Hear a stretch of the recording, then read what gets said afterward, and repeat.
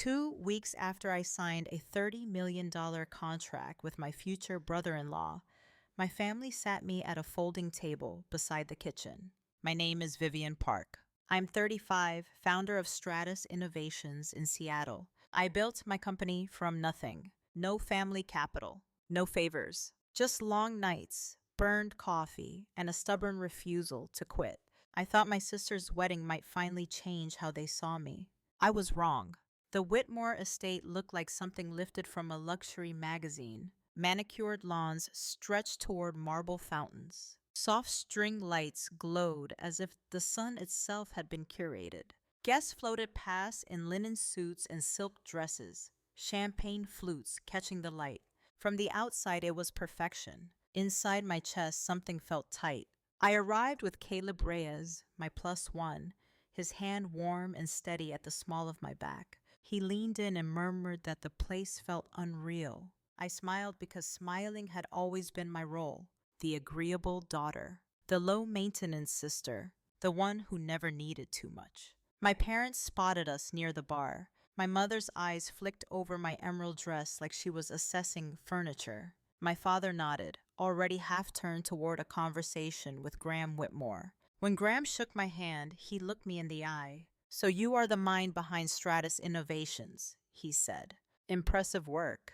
Before I could answer, my mother laughed lightly. "Vivian has always liked computers," she said, like she was talking about a childhood phase. I saw Graham pause. A question formed. Then my sister Samantha appeared, radiant, practice perfect. She hugged me with one arm. "Busy with her tech stuff," Samantha said. "You know how she is." I knew then. This was not the day I would finally matter. The ceremony passed in a blur of vows and applause. When the reception doors opened, the room glittered. Chandeliers, gold-rimmed plates, tables arranged like a hierarchy you could see from across the hall. The wedding planner checked her tablet. Her finger hovered, then stopped. "Vivian Park, plus one," she said. "Table O." We walked past the center tables, past the laughter, past the soft jazz, through a narrow corridor where the air smelled like fryer oil and steam. Table O was a folding table, 2 metal chairs, plastic tubs stacked with dirty glasses nearby. The hum of dishwashers filled the silence. I stood there, perfectly still. Behind us, heels clicked. Blair Whitmore smiled with the ease of someone who had never been placed last. "We had to prioritize," she said. "You understand." I looked past her. Samantha stood at the edge of the ballroom, watching. She did not move. She did not speak. That was when something inside me fractured. Not loudly, cleanly. I excused myself and locked myself into a small bathroom off the hall. I did not scream. I did not sob. I stared at my reflection and felt 35 years of shrinking burn away. Enough. I pulled out my phone and called Noah Kim. "Cancel the Whitmore contract," I said. "Effective immediately." There was silence. Then, "Are you sure?" "I am." I ended the call, straightened my dress, and walked back toward the reception. Some people cry in bathrooms. I end partnerships. I did not always know I was invisible. At first, it just felt like being quieter than everyone else. Growing up, Samantha filled every room she entered. She laughed louder, cried harder, needed more. My parents orbited around her moods like satellites. If she had a bad day, dinner changed. If she won something, the whole house celebrated. When I succeeded, it was noted. Briefly, then forgotten. I learned early that being low maintenance was rewarded. I learned to make my own meals when Samantha had practice. I learned to do homework without reminders, because no one was checking anyway. When I brought home straight A's, my mother smiled and said, "That is nice, Vivian," before asking Samantha if she wanted dessert. The pattern never changed. It only grew more polished. On my 15th birthday, my parents forgot the cake. Samantha had a last-minute tennis lesson.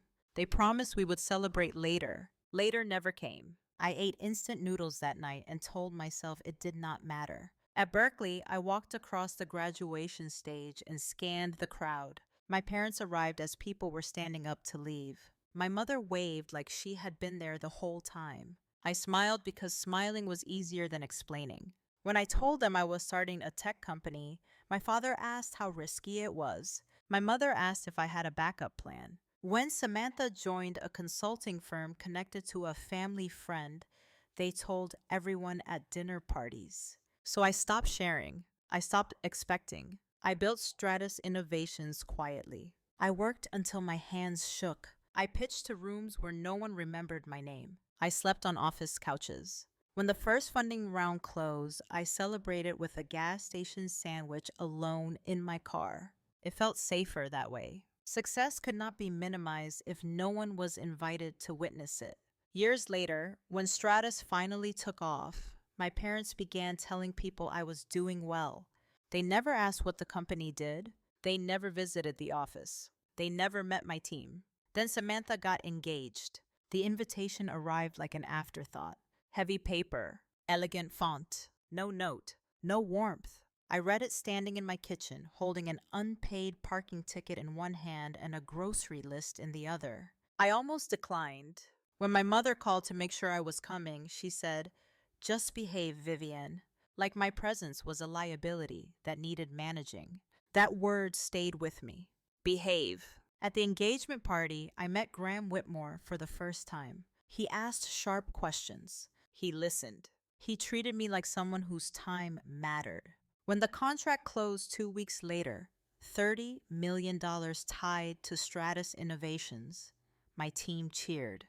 We opened cheap champagne. I thought maybe now, maybe this wedding would be different. Standing near the kitchen at table O, I realized how naive that hope had been. The folding table was not an oversight. It was a message. You do not belong at the center. You never did. As I sat there, I remembered every time I had shrunk to keep the peace, every apology I made for existing too loudly, every achievement I downplayed so Samantha could shine. Caleb sat across from me, jaw tight, hands clenched. He kept glancing toward the ballroom like he might march back in and flip tables. I touched his wrist and shook my head. Not yet. This was not about anger anymore. It was about clarity. I stood and walked to the bathroom because I needed to breathe without witnesses. The room was small, clean, unremarkable. I locked the door and stared at my reflection. I looked calm, almost cold. I thought about the contract, about leverage, about the quiet power of simply choosing not to participate anymore. When I called Noah, my voice did not shake. That surprised me.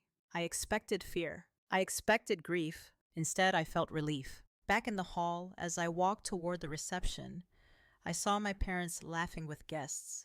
I saw Samantha glowing under attention that felt borrowed. I saw Blair Whitmore sipping champagne like nothing could touch her. None of them saw me yet. That was fine, because this time I was not asking to be seen. I was about to make myself impossible to ignore. I stepped into the ballroom, phone in hand, heart steady. By the time I reached the head table, the music was still playing, but it was about to stop. The ballroom hummed with soft jazz and the clink of crystal. People laughed in clusters, leaning close, trading compliments and business cards. No one noticed me at first. That suited me. I walked past tables dressed in linen and gold, past faces I vaguely recognized from holidays and half-forgotten family gatherings. I felt oddly light, like I had already stepped out of the role they assigned me years ago. Graham Whitmore sat at the head table, relaxed, one arm draped along the back of his chair. Blair Whitmore shimmered beside him, perfectly composed. Samantha sat just close enough to be seen as important, not close enough to be responsible for anything. When Graham saw me approaching, his brow furrowed. He straightened, confusion flickering across his face. Blair followed his gaze. Her smile faltered just slightly. I stopped 2 steps from the head table. I did not raise my voice. I did not rush. I took out my phone and dialed. "Noah," I said, clear and steady, loud enough for the nearest tables to hear. "This is Vivian. Terminate the Whitmore contract. Effective immediately." The room shifted.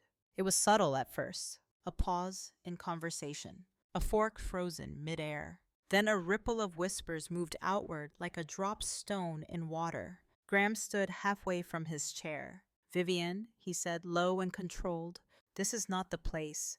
I met his eyes. This is exactly the place. Samantha pushed back her chair, panic flashing across her face. Vivian, please, she said. We can talk later. I looked at her then. Really looked. At the sister who had always stood just far enough away to avoid choosing sides. You had years to talk, I said. You chose silence. Blair laughed sharply, the sound brittle. This is highly inappropriate, she said. You are making a scene. I glanced around. People were watching now. Investors, partners, family friends who had never learned my name. I did not make a scene, I said. You did. When you decided where I belonged. Graham exhaled slowly. The contract benefits both of us, he said. You are being emotional. That word landed like a match on dry ground. Emotional would have been crying at the folding table, I replied.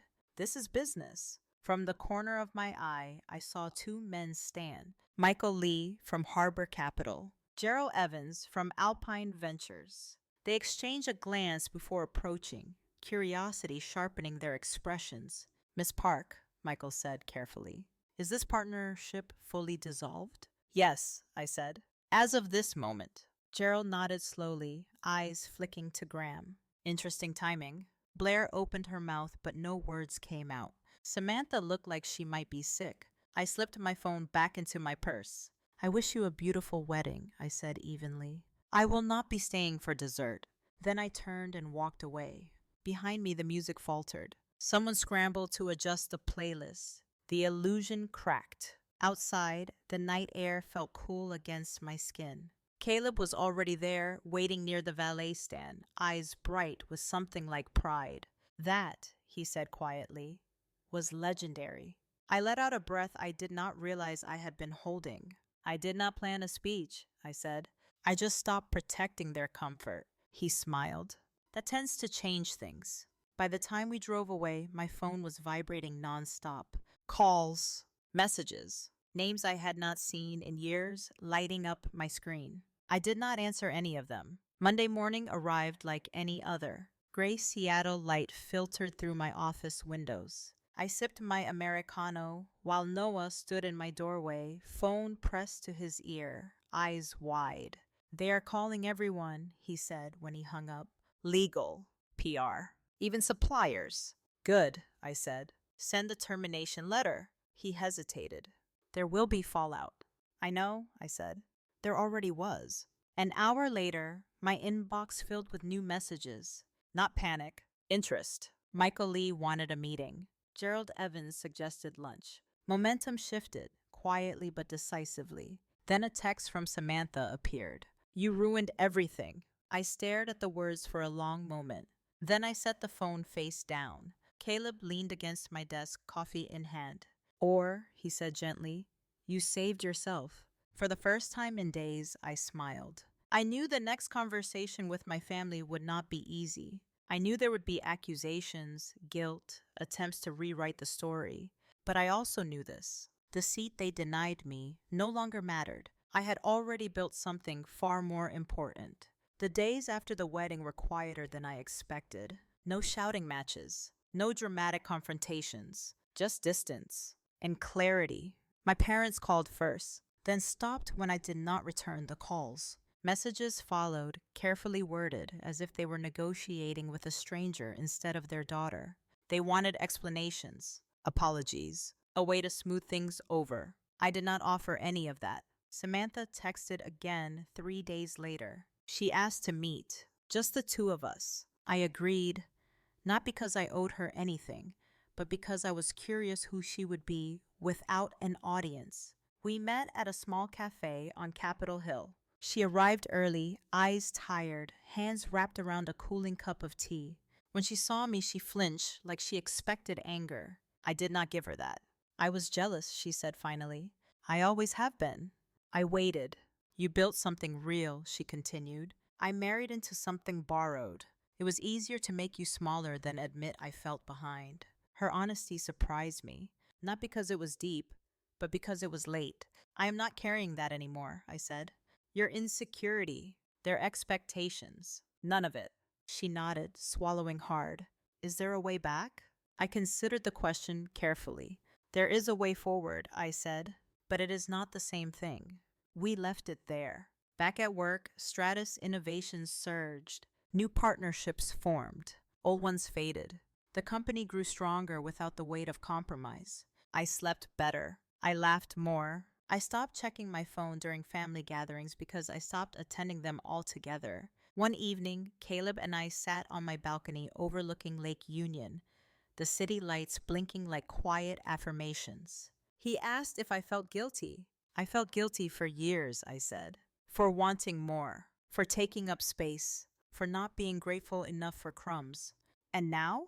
Now I feel free. Freedom did not come from the contract termination or the public moment at the wedding. Those were symptoms. The real shift happened in that small bathroom behind the kitchen when I finally chose myself without negotiation. I realized something important then. Family is not defined by proximity or shared last names. It is defined by respect, by protection, by the willingness to pull out a chair instead of pushing someone into the shadows.